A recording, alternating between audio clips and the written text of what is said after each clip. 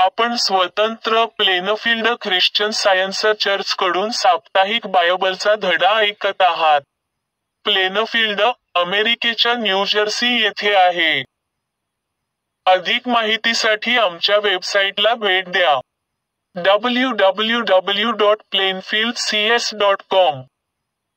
हा धडा आहे रविवारी 22 जून 2025. विषय: मानवासह विश्वाची उत्क्रांती अणुशक्तीने झाली आहे का? सोनेरी मजकूर. स्तोत्रसंहिता. पृथ्वी आणि तिच्यावरील सर्व काही परमेश्वराचे आहे. जग आणि जगातील सर्व लोक परमेश्वराचे आहेत. उत्तरदायी वाचन. स्तोत्रसंहिता. चला, परमेश्वराची स्तुती करूया. जो खडक आपल्याला वाचवतो त्याचे गुणगान करूया. परमेश्वराला धन्यवाद देणारी गाणे गाऊया. त्याला आनंदी स्तुती गीते गाऊया. का? कारण परमेश्वर मोठा देव आहे. इतर देवांवर राज्य करणारा तो महान राजा आहे. सगळ्यात खोल दऱ्या आणि सर्वात उंच पर्वत परमेश्वराचे आहेत. महासागरही त्याचाच आहे, त्यानेच तो निर्माण केला. देवाने स्वतःच्या हाताने वाळवंट निर्माण केले. चला, आपण त्याची वाकून उपासना करूया. ज्या देवाने आपल्याला निर्माण केले त्याची स्तुती करूया. तो आपला देव आहे आणि आपण त्याची माणसे. आपण जर त्याचा आवाज ऐकला तर आपण त्याची मेढरे होऊ. धडा उपदेश.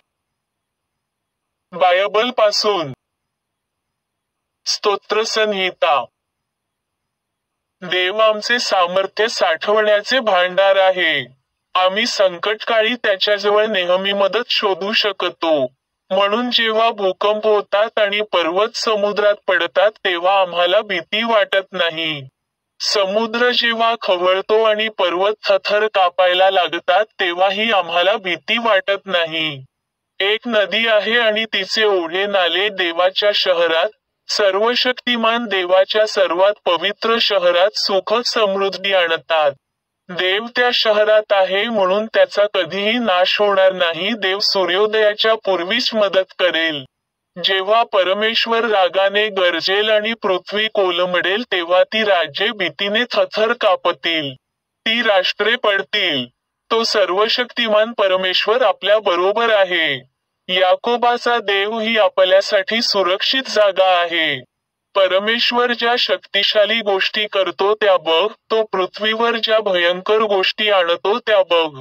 परमेश्वर पृथ्वीवर कुठेही युद्धे थांबवू शकतो. तो सैनिकांचे धनुष्य मोडून त्यांचे भाले तोडू शकतो. तो त्यांचे रथ आगीत जाळू शकतो. देव म्हणतो, शांत रहा आणि मी देव आहे हे लक्षात घ्या. मी राष्ट्रांचा पराभव करतो व जगाला ताब्यात ठेवतो. शास्ते. याच सुमाराला गिदोन नावाच्या माणसाकडे परमेश्वराचा दूत आला आणि अफ्रा येथे योवाशच्या मालकीच्या ओक वृक्षाखाली बसला. योवाश अबिएजरच्या कुळातील होता. गिदोन योवाशचा मुलगा होता. गिदोन द्राक्षकुंडात गव्हाची जोडणी करत होता.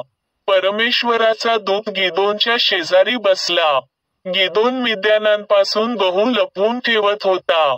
त्याला दर्शन देऊन परमेश्वराचा दूत म्हणाला, हे वीरा, परमेश्वर तुझ्याबरोबर असो. मग परमेश्वर गिदोनकडे वळला व म्हणाला, तुझ्या शक्तीचा वापर कर. मिद्यानी लोकांपासून इस्रायल लोकांची सोडवणूक कर. त्यांना वाचवण्यासाठी मी तुला पाठवत आहे. पण गिदोन उत्तरादाखल म्हणाला, मला क्षमा कर, कारण मी इस्रायल लोकांना कसा काय वाचवू शकणार? मनश्शेच्या वंशात सगळ्यात दुबळे माझे कुळ आहे आणि मी घरातला सर्वात धाकटा. तेव्हा परमेश्वर गिदेनला म्हणाला, मी तुझ्या बरोबर आहे. तू मिद्यानी लोकांचा पराभव करू शकशील. आपण एकाच माणसाशी लढत आहोत असे तुला वाटेल. तेव्हा परमेश्वर त्याला म्हणाला, शांत हो, घाबरू नकोस, तू मरणार नाहीस. त्या ठिकाणी गिदोनने परमेश्वराच्या उपासनेसाठी वेदी बांधली. तिचे नाव परमेश्वर म्हणजे शांती असे ठेवले. अफ्रा येथेही वेदी अजूनही आहे. शास्ते. यरुब्बाल म्हणजेच गिदोन आणि त्याच्या बरोबरचे सर्व लोक यांनी सकाळी लवकर उठून हरोद झऱ्याजवळ तळ दिला आणि मिद्यानी लोकांचा तळ मोरे नावाच्या डोंगराच्या पायथ्याजवळ एका खोऱ्यात होता. हे ठिकाण गिदोनच्या तळाच्या उत्तरेस होते. तेव्हा गिदोनने बाकीच्यांना परत पाठवून 300 जणांना आपल्या बरोबर राहू दिले. जे परत गेले त्यांची शस्त्रसामुग्री आणि रणवादे 300 जणांनी ठेवून घेतली. गिदोनच्या तळाच्या खालच्या खोऱ्यातच मिद्यानी लोकांचा तळ होता. रात्री परमेश्वर गिदोनशी बोलला. तो म्हणाला, उठ, मिद्यानी सैन्य मी आत्ताच तुझ्या हाती सोपवतो. त्यांच्या तळावर जा. मग गिदोनने आपल्या 300 माणसांचे 3 गट केले. प्रत्येकाला एक रणशिंग आणि एक रिकामा घडा दिला. घडचामध्ये पेटती मशाल होती. त्याप्रमाणे गिदोन आणि त्याच्या बरोबर 100 जण शत्रूच्या शिबिरापर्यंत गेले. ते पोहोचले तेव्हा नुकताच शत्रू पक्षाने पहारा बदलला होता. रात्रीचा तो मधला प्रहर होता. गिदोन आणि त्याच्या बरोबरचे लोक यांनी आपली रणशिंगे फुंकली आणि घडे फोडले. त्याबरोबर 3ही गटातील लोकांनीही तसेच केले. त्यांच्या डाव्या हातात मशाली आणि उजव्या हातात रणशिंगे होती. ती फुंकत ते परमेश्वराची तलवार, गिदोनची तलवार अशा आरोव्या मारत होते. गिदोनची माणसे होती तेथेच थांबली. पण आत मिद्यानी लोकांच्या तळावर पळापळ सुरू झाली. ही 300 माणसे रणवादे वाजवत असताना परमेश्वराने मिद्यानी लोकांना एकमेकांना तलवारीने ठार मारायला लावले. त्यांनी पळ काढला. सरेराकडे बेत शिट्टा आणि टब्बात जवळच्या आबेल महोल नगराच्या सीमेपर्यंत हे शत्रू सैन्य पळून गेले. मग नफताली, आशेर आणि मनश्शे यांच्या वंशातील सैनिकांना मिद्यानी लोकांचा पाठलाग करायला सांगितले गेले. शास्ते. मग इस्रायल लोक गिदोनला म्हणाले, तू आम्हाला मिद्यानी लोकांच्या तावडीतून सोडवले आहेस, तेव्हा आता तू आमच्यावर राज्य कर. तू, तुझा मुलगा, तुझा नातू यांनीही आमच्यावर राज्य करावे. पण गिदोन त्यांना म्हणाला, खुद्द परमेश्वरच सत्ताधीश आहे. मी किंवा माझा मुलगा तुमच्यावर राज्य करणार नाही. इयोब. पण इयोब, मी जर तुझ्या जागी असतो तर देवाकडेच गेलो असतो. त्याला माझे गाणाणे सांगितले असते. देव ज्या आश्चर्यकारक गोष्टी करतो त्या माणसाला समजत नाहीत. त्याच्या अद्भुत गोष्टींची सीमा नाही. देव धूर्तांचे कार्य बंद पाडतो आणि त्यांना सफलता मिळू देत नाही. तो विद्वानांना त्यांच्याच कचाट्यात पकडतो, त्यामुळे त्यांचे कार्य सिद्धीस जात नाही. मसलत फुकट जाते, ते दिवसासुद्धा ठेचाळतात. देव तुला 6 प्रकारच्या संकटांतून तारील आणि 7 संकटांत तुला काहीही अपाय होणार नाही. दुष्काळात देव तुला मृत्यूपासून वाचवेल आणि युद्धातही तो तुझे मृत्यूपासून रक्षण करेल. लोक त्यांच्या धारदार जिभेने तुझ्याबद्दल वाटेल ते बोलतील, परंतु देव तुझे रक्षण करेल. जेव्हा काही वाईट घडेल तेव्हा तुला घाबरून जाण्याची गरज नाही. तू शांती व समाधानात राहशील, कारण तुझा तंबू सुरक्षित आहे. तू तुझ्या संपत्तीची मोजदाद केलीस तर तुला त्यात काही कमतरता आढळणार नाही. रोमकरांस.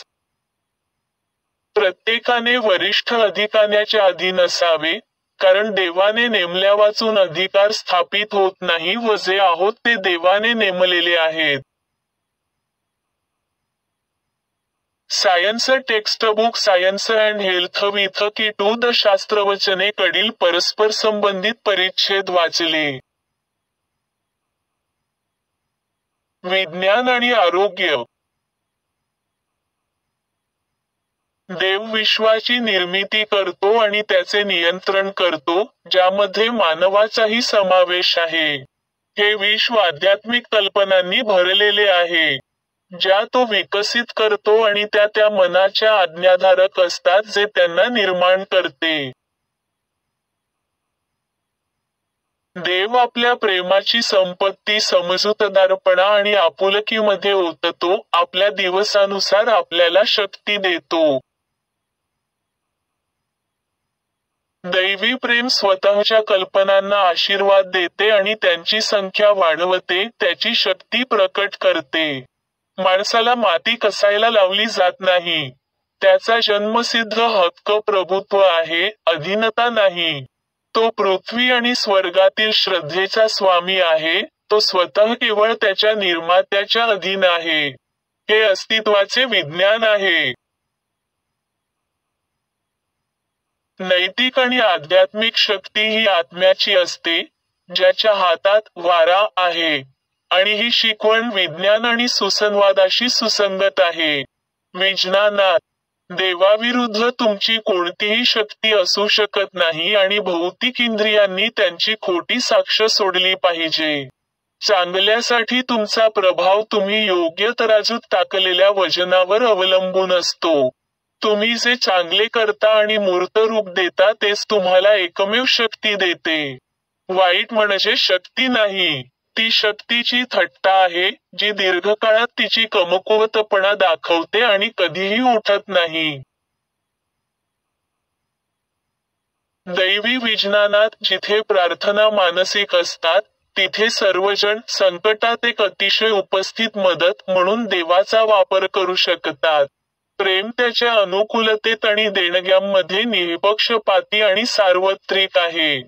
तो उघडा झरा आहे जो ओरडतो, हो, प्रत्येक तहानलेल्या पाण्याकडे या. देव अस्तित्वात असल्याने माणूस अस्तित्वात आहे हे शाश्वत सत्य पदार्थ बदलू शकत नाही. अनंत मनासाठी काहीही नवीन नाही. विज्ञानात मन पदार्थ निर्माण करत नाही आणि पदार्थ मन निर्माण करत नाही. कोणत्याही मर्त्य मनाला निर्माण करण्याची किंवा नष्ट करण्याची शक्ती, अधिकार किंवा ज्ञान नाही. सर्व काही एकाच मनाच्या, अगदी देवाच्याही नियंत्रणाखाली आहे. भौतिक तथाकथित वायू आणि शक्ती ही दैवी मनाच्या आध्यात्मिक शक्तींची बनावट आहेत, ज्यांची शक्ती सत्य आहे, ज्यांचे आकर्षण प्रेम आहे, ज्यांचे आसंजन आणि एकता जीवन आहे, जे अस्तित्वाच्या शाश्वत तथ्यांना कायम ठेवतात. भौतिक विज्ञान, तथाकथित, हे मानवी ज्ञान आहे. नश्वर मनाचा नियम, एक अंधश्रद्धा, त्याच्या शक्तीने वंचित झालेला शमशून. जेव्हा या मानवी श्रद्धेला आधार देण्यासाठी संघटनांचा अभाव असतो, तेव्हा त्याचा पाया संपतो. नैतिक शक्ती, आध्यात्मिक आधार किंवा स्वतःचे पवित्र तत्व नसल्यामुळे, हा श्रद्धेला कारण म्हणून परिणाम समजतो आणि पदार्थात जीवन आणि बुद्धिमत्ता शोधण्याचा प्रयत्न करतो. अशा प्रकारे जीवन मर्यादित करतो आणि कलह आणि मृत्यूला धरून राहतो. मानवाप्रमाणेच विश्वाचेही विज्ञानाने त्याच्या दैवी तत्व, देवापासून अर्थ लावावा आणि नंतर ते समजू शकते. परंतु जेव्हा भौतिक इंद्रियेच्या आधारावर स्पष्टीकरण दिले जाते आणि वाढ, परिपक्वता आणि क्षय यांच्या अधीन म्हणून प्रतिनिधित्व केले जाते, तेव्हा मानवासारखे विश्व हे एक कोडे आहे आणि राहिले पाहिजे. आसंजन, एकता आणि आकर्षण हे मनाचे गुणधर्म आहेत. ते दैवी तत्वाशी संबंधित आहेत आणि त्या विचार शक्तीच्या समतोलाचे समर्थन करतात, ज्याने पृथ्वीला तिच्या कक्षेत प्रक्षेपित केले आणि गर्विष्ठ लाटेला म्हटले, इतके दूर आणि पुढे नाही. आत्मा हा सर्व गोष्टींचे जीवन, पदार्थ आणि सातत्य आहे. आपण शक्तींवर चालतो. त्यांना मागे घ्या, आणि सृष्टीचा नाश होईल. मानवी ज्ञान त्यांना पदार्थाच्या शक्ती म्हणते. परंतु दैवी विज्ञान घोषित करते की ते पूर्णपणे दैवी मनाचे आहेत. या मनामध्ये अंतर्निहित आहेत आणि म्हणून त्यांना त्यांच्या योग्य घर आणि वर्गीकरणात पुनर्संचयित करते. विश्वाचा खरा सिद्धांत, ज्यामध्ये मानवाचाही समावेश आहे, भौतिक इतिहासात नाही तर आध्यात्मिक विकासात आहे. प्रेरित विचार विश्वाच्या भौतिक, इंद्रिय आणि नश्वर सिद्धांताचा त्याग करतो आणि आध्यात्मिक आणि अमर सिद्धांत स्वीकारतो. प्रेम शेवटी सुसंवादाची वेळ चिन्हांकित करेल आणि अध्यात्मीकरण अनुसरण करेल, कारण प्रेम हा आत्मा आहे. त्रुटी पूर्णपणे नष्ट होण्यापूर्वी सामान्य सामग्रीच्या नित्यक्रमात व्यत्यय येईल. पृथ्वी निर्जन आणि उजाड होईल, परंतु उन्हाळा आणि हिवाळा, बियाणे आणि कापणी, जरी बदललेल्या स्वरूपात, शेवटपर्यंत चालू राहील, सर्व गोष्टींचे अंतिम आध्यात्मिकीकरण होईपर्यंत. सर्वात गडद तास पहाटेच्या आधी असतो. हे भौतिक जग आता परस्परविरोधी शक्तींचे आखाडे बनत चालले आहे. एका बाजूला विसंवाद आणि निराशा असेल, दुसऱ्या बाजूला विज्ञान आणि शांतता असेल. भौतिक विश्वासांचे खंडित होणे म्हणजे दुष्काळ आणि रोगराई, इच्छा आणि दुःख, पाप, आजारपण आणि मृत्यू असे वाटू शकते, जे त्यांचे शून्यता दिसून येईपर्यंत नवीन टप्पे स्वीकारतात. हे गडबड त्रुटीच्या समाप्तीपर्यंत चालू राहतील, जेव्हा सर्व मतभेद आध्यात्मिक सत्यात गिळले जातील. जसजसा हा परिपूर्ती जवळ येईल तसे ज्याने आपला मार्ग दैवी विज्ञानानुसार आकार दिला आहे तो शेवटपर्यंत टिकेल. जसजसे भौतिक ज्ञान कमी होत जाते आणि आध्यात्मिक समज वाढते, वास्तविक वस्तू भौतिक ऐवजी मानसिकरित्या पकडल्या जातील. या अंतिम संघर्षादरम्यान दुष्ट मने आणखी वाईट गोष्टी साध्य करण्यासाठी मार्ग शोधण्याचा प्रयत्न करतील, परंतु जे ख्रिश्चन विज्ञान ओळखतात ते गुन्हेगारीला आळा घालतील. ते त्रुटी काढून टाकण्यास मदत करतील. ते कायदा आणि सुव्यवस्था राखतील आणि अंतिम परिपूर्णतेच्या निश्चिततेची आनंदाने वाट पाहतील. देवता निर्माण करणारे पदार्थ, जीवन, बुद्धिमत्ता, सत्य आणि प्रेम, त्याच्या निर्मितीद्वारे प्रतिबिंबित होतात. आणि जेव्हा आपण भौतिक इंद्रियांच्या खोट्या साक्षीला विज्ञानाच्या तथ्यांच्या अधीन करतो, तेव्हा आपल्याला ही खरी समानता आणि प्रतिबिंब सर्वत्र दिसेल. मी आता चर्च मॅन्युअलमध्ये दिलेल्या मेरी बेकर एडी कडून 3 दैनंदिन कर्तव्ये वाचू. रोजची प्रार्थना. दररोज प्रार्थना करणे हे या चर्चमधील प्रत्येक सदस्याचे कर्तव्य असेल. तुझे राज्य ये. माझ्यामध्ये दैवी सत्य, जीवन आणि प्रीती यांचे राज्य स्थापित व्हावे आणि माझ्यापासून सर्व पापांवर राज्य करू द्या. आणि तुझे शब्द सर्व मानवजातीचे स्नेह समृद्ध करू आणि त्यांच्यावर राज्य करू दे. हेतू व कृतींचा नियम. द मदर चर्चच्या सदस्यांच्या हेतू किंवा कृतीबद्दल वैरभाव किंवा केवळ वैयक्तिक आसक्तीच उत्तेजन देऊ नये. विज्ञानात दैवी प्रेम एकट्याने माणसावर राज्य करते, आणि एक ख्रिश्चन वैज्ञानिक प्रेमात गोड सुविधांना प्रतिबिंबित करते, पापाची निंदा करते, खरा बंधुता, दानशूरपणा आणि क्षमा यामध्ये. या चर्चमधील सदस्यांनी दररोज सर्व प्रकारच्या वाईटापासून वाचलेले, भविष्य सांगण्यापासून, न्यायनिवाड्यापासून, निंदा करण्यापासून, समुपदेशनातून, प्रभाव पाडण्यापासून किंवा चुकीच्या मार्गाने प्रभावित होण्यापासून वाचण्यासाठी प्रार्थना करावी. कर्तव्याची सतर्कता. आक्रमक मानसिक सूचनेविरुद्ध दररोज स्वतःचा बचाव करणे, आणि देव, त्याचा नेता आणि मानवजातीबद्दल त्याच्या जबाबदा पूर्णविराम हलत या विसरणे किंवा दुर्लक्ष करणे हे या चर्चमधील प्रत्येक सदस्याचे कर्तव्य असेल. त्याने केलेल्या कृत्यांबरोबरच त्याचा न्याय होईल.